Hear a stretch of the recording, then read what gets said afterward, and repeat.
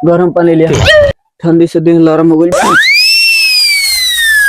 का हो गई बा ये समाज के, जब ठंडा आवता तो सारा मेहरारू अपन नैयर धो लेता टे। ये बात पर विचार करे के पड़ी, ना तो ये ठंडी में सारा मर्दाना लाचार हो जाई।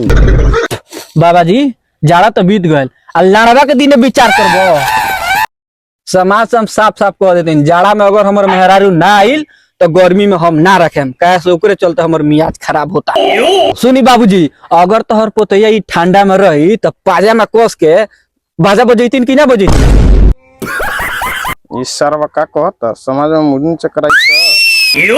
आजकल के मेहरुआ बड़ी तेज बना तारी सन।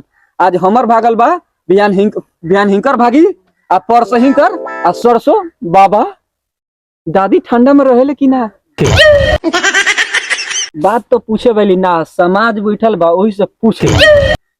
बाबू तोर दादी बड़ा समझदार ही हो, लेकिन जाड़ा में जाए के नाव ना लेवेले।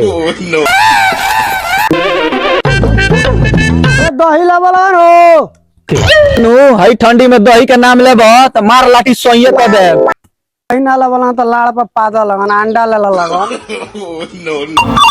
उठाइए ना कारे तू घरे आइबे कि हम नहीं जाई। ठीक बा माफ करिए भाई, समाज से बाहर जाता नहीं। ठंडी में हमरो मेहरारू गार आ गइल बा, रोड मीट मछली खियावता नहीं, तब वो नहीं मानत, माफ करिए। लगाओ तो फोन तो अपने मेहरारू लगे, हम ओकरा से बतियाई। ज्यादा बोलबो फालतू, मार लात मुंहे फाड़ देम। हमर मेरे से कथि बतिबे रे कथि?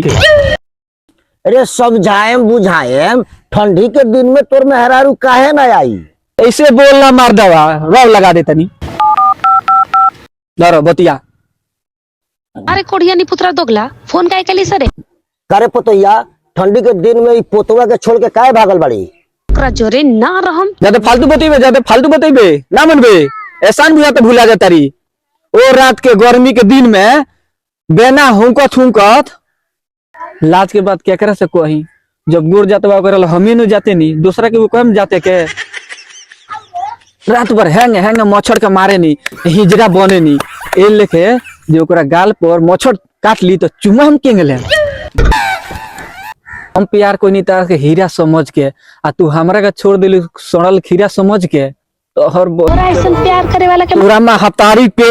ए सारवा, मेहरारू तो दूर के बात बा, तोरा द्वार पर कुत्तो आई, प्यार से बोलला। ए प्रतिमा सुना ना, तू घरे चल आवा, सब हम काम करम, दुआर बार सब आराम, बर्तन हरिया सब कुछ मलम, कपड़ा उपड़ा सब फीचे में तारा के बढ़िया से बना के खियाम, तू खाली घरे चल आवा। खबरदार, जब तक हम जिंदा बानी ऐसा ना हो कदम। समाज में हमरो इज्जत बा, आप पोतैया हमरे रूम में सुत रहिए। इज्जत बढ़ गल और इज्जत बढ़ गई। साला भरुआ या मार देबा भोसड़ी नाई, होली के बाद तलाक दे देम।